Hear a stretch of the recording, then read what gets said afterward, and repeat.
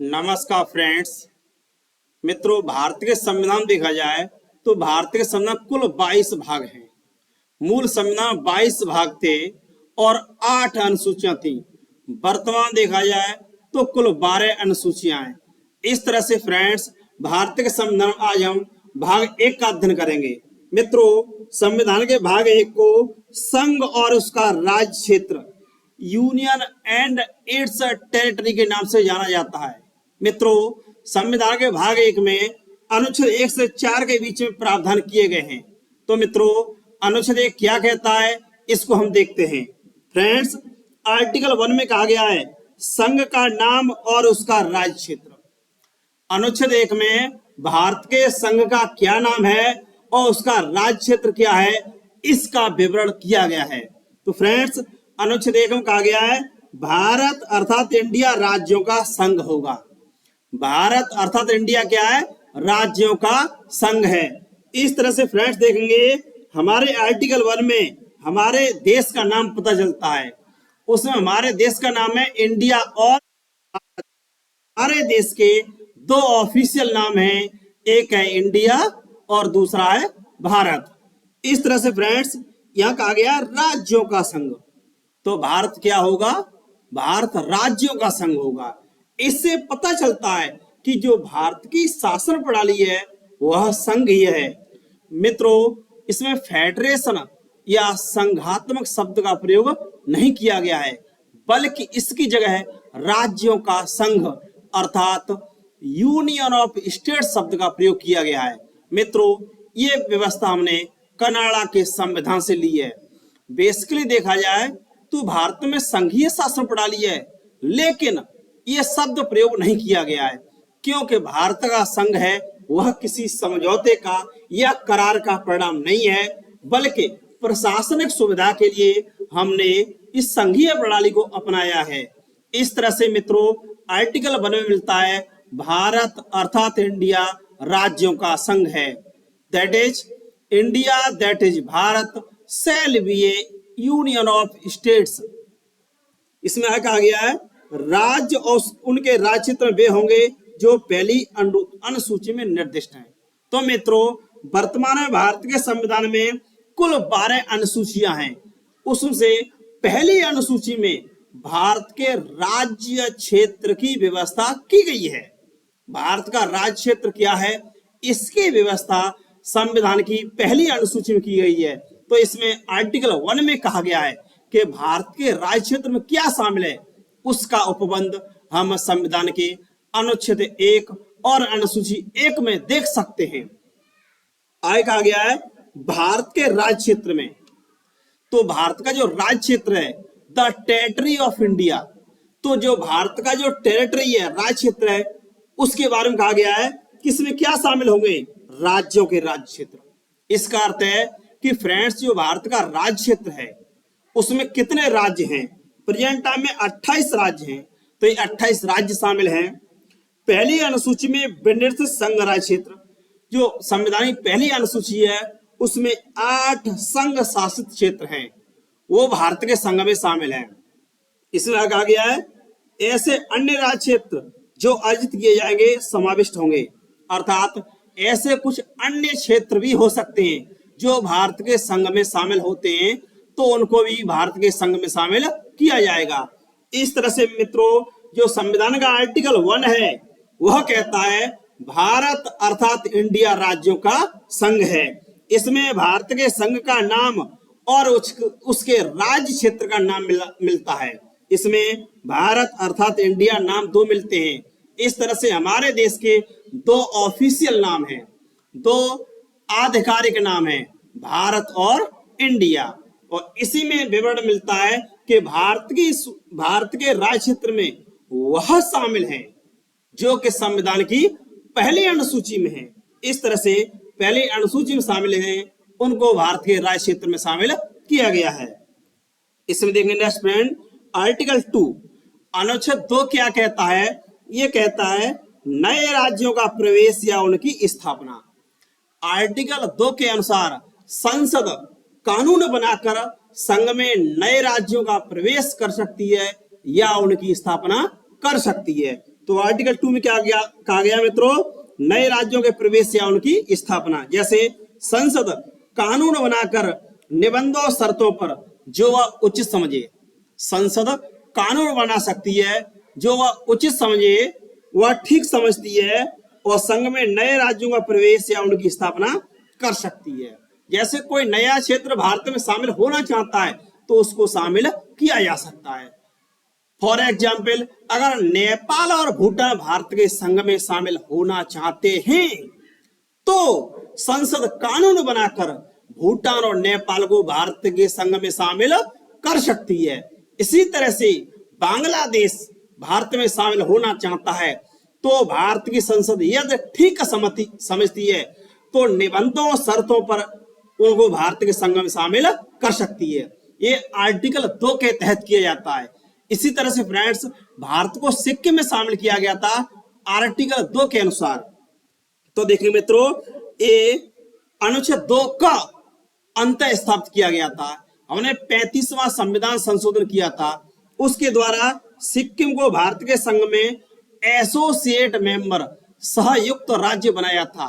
लेकिन बाद में क्या किया, 36वां संविधान संशोधन किया, 36 अमेंडमेंट किया 1975 में, और 36वें संविधान संशोधन के द्वारा 1975 में सिक्किम भारत का अभिन्न अंग बना। इस तरह से अनुच्छेद 2 के अनुसार सिक्किम भारत के संघ में शामिल किया गया था। इसके अनुसार भारत की संसद जो सही समझती है, जो भारत की शासन प्रणाली और भारत की संघीय प्रणाली के लिए अनुकूल है, तो नए राज्यों का प्रवेश या उनकी स्थापना कर सकती है। जैसा कि सिक्किम को भारत के संघ में शामिल किया गया है। इसी तरह देखिए फ्रेंड्स, आर्टिकल 3 क्या कहता है। आर्टिकल 3 कहता है नए राज्यों का प्रवेश और वर्तमान राज्यों का सीमा नामों में परिवर्तन। तो संसद को अधिकार दिया गया है, जो भारत की पार्लियामेंट है उसको राइट दिया गया है कि वह उचित समझे तो क्या कर सकती है, भारत के जो राज्य हैं उनके नामों में परिवर्तन कर सकती है, सीमाओं क्षेत्रों में परिवर्तन कर सकती है। ये अधिकार किसको दिया गया है, ये संसद को अधिकार दिया गया है। लेकिन ऐसा कोई भी विधेयक लाया जाता है तो फ्रेंड्स पहले राष्ट्रपति को भेजा जाता है और राष्ट्रपति सिफारिश कर देता है, तभी इस विधेयक को संसद में पेश किया जाता है। इसके अलावा ऐसे विधेयक संबंधित राज्यों के राज्यपाल को भेजे जाते हैं और वहां की विधानसभा के द्वारा भी इसकी अनुशंसा की जाती है। तो फ्रेंड्स, इसमें हम देखते हैं आगे, संसद द्वारा कानून द्वारा, संसद क्या करेगी, कानून द्वारा, पार्लियामेंट कानून के द्वारा क्या कर सकती है। तो आर्टिकल 3 में क्या कर सकती है फ्रेंड्स, ये संसद आर्टिकल 3 में कहा गया है कि कर सकती है क्या, किसी राज्य में से उसका राज्य क्षेत्र अलग करके या दो से अधिक राज्यों को या राज्यों के भागों को मिलाकर या किसी राज्य क्षेत्र के किसी राज्य के किसी भाग के साथ मिलाकर नए राज्य का निर्माण कर सकती है। कहने का अर्थ यह है फ्रेंड्स कि नए राज्य का निर्माण किसी भी तरीके से किया जा सकता है। एक राज्य से काट करके नया राज्य बनाया जा सकता है, जैसे उत्तर प्रदेश का विभाजन करके उत्तराखंड बनाया गया, आंध्र प्रदेश का विभाजन करके तेलंगाना बनाया गया। लेकिन ऐसा भी हो सकता है कि दो से अधिक राज्यों के कुछ भागों को काट करके एक नया राज्य बनाया जाए। जैसे देखा जाए, बुंदेलखंड प्रदेश बनाने के लिए उत्तर प्रदेश और जो मध्य प्रदेश का बुंदेलखंड का रीजन है उसको मिला करके नया राज्य बनाया जा सकता है। इसी प्रकार से जो ट्राइबल क्षेत्र हैं, जहां भील आदिवासी रहते हैं, वहां राजस्थान, मध्य प्रदेश और गुजरात के जो भील आदिवासी प्रदेश क्षेत्र हैं उनको मिला करके भीलस्तान प्रदेश या आदिवासी प्रदेश बनाया जा सकता है। ऐसा कौन कर सकती है, संसद कर सकती है आर्टिकल 3 के अनुसार। इसी प्रकार से फ्रेंड्स, जो राजस्थान का जो थार मरुस्थल का क्षेत्र है, उस थार मरुस्थल के क्षेत्र को अलग करके एक मरु प्रदेश बनाया जा सकता है। ऐसा करने का अधिकार भारत की संसद को दिया गया है। ठीक है फ्रेंड्स, आगे कहा गया है किसी राज्य का क्षेत्र बढ़ा सकेगी। जो भारत की संसद है किसी राज्य के राज्य क्षेत्र को बढ़ा सकती है, अर्थात किसी अन्य भाग को उसमें जोड़ सकती है। इसी तरह से घटा भी सकती है। कैसे घटा सकती है? किसी भाग को अलग करके नया प्रदेश बनाया जाए या दूसरे राज्य में मिला दिया जाए तो उसके राज्य क्षेत्र को घटाया भी जा सकता है। ऐसा करने का अधिकार भारत की संसद को दिया गया है। इसी तरह से राज्यों की सीमाओं में परिवर्तन कर सकती है। जब नए राज्य बनेंगे या किसी राज्य के भाग को निकाल दिया जाएगा तो सीमा में परिवर्तन भी हो जाता है। इसी तरह से फ्रेंड किसी राज्य के नाम में परिवर्तन कर सकती है। नामों में परिवर्तन किया जा सकता है, जैसे उत्तरांचल का नाम बदलकर उत्तराखंड कर दिया गया था।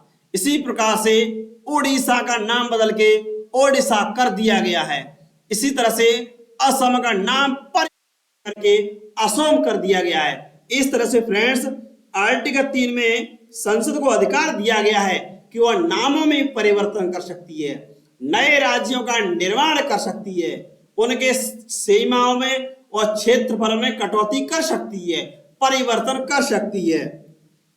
इसी तरह से फ्रेंड्स आ गया इसमें परंतु का कुछ परंतु है। इसमें कहा गया है ऐसा कोई विधेयक होगा, ऐसा कोई विधेयक राष्ट्रपति की सिफारिश के बिना संसद के किसी सदन में पेश नहीं किया जाएगा।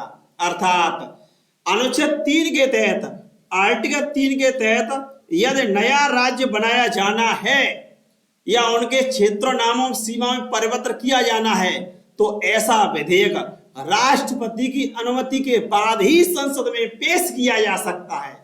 फ्रेंड्स जैसे उत्तर प्रदेश का विभाजन करके पूर्वांचल नया प्रदेश बनाना हो तो ऐसे विधेयक को राष्ट्रपति श्रीमती द्रौपदी मुर्मू के पास भेजा जाना जरूरी होता है।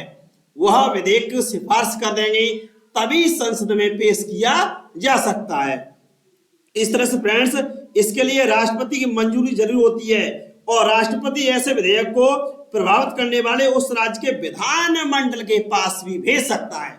जैसे मरु प्रदेश बनाना है तो राजस्थान विधानसभा को भी ऐसा विधेयक भेजा जाएगा, राष्ट्रपति के द्वारा भेजा जाएगा।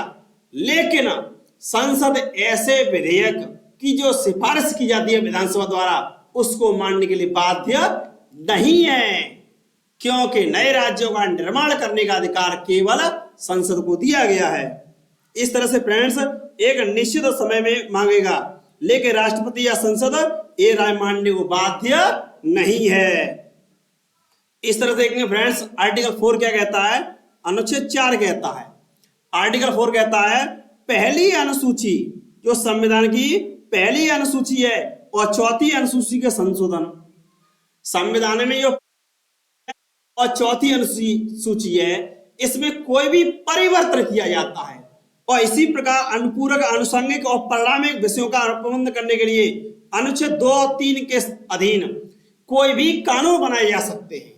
तो मित्रों आर्टिकल 2 और 3 के तहत बनाए गए कानून साधारण कानून होते हैं, ये साधारण विधेयक होते हैं। इनको अनुच्छेद 368 में जो संशोधन की प्रक्रिया दी है उसके तहत संशोधन नहीं किया जाता है।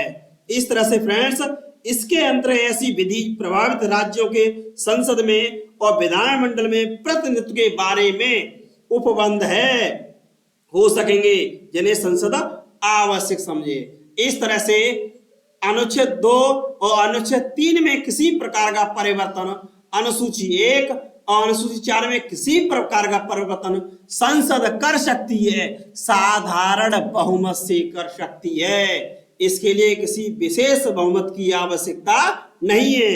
इस तरह से फ्रेंड्स इस प्रकार कोई भी विधि अनुच्छेद 368 के प्रयोजन के लिए संविधान संशोधन नहीं समझी जाएगी।